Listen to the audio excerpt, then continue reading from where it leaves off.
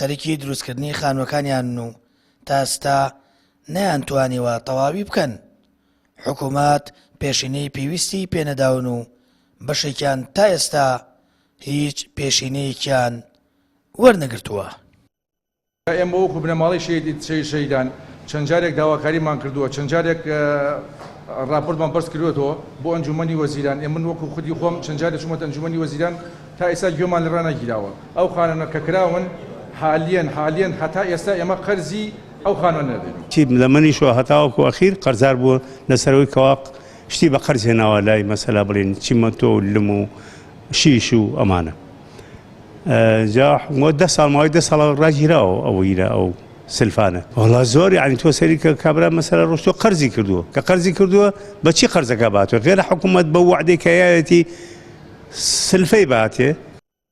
ئەو گەڕەکەی خانووەکانی تیا دروست کراوە تا ئێستا بەشێکی زۆری خزمەتگوزاری سەرەتایی بۆ نەکراوە و ژمارەیان 407 خانووە کە سوکاری شەیدان دەڵێن بێباکی حکوومەت بەرامبەریان وای کردووە قەرزێکی زۆریان هاتووەتە سەر.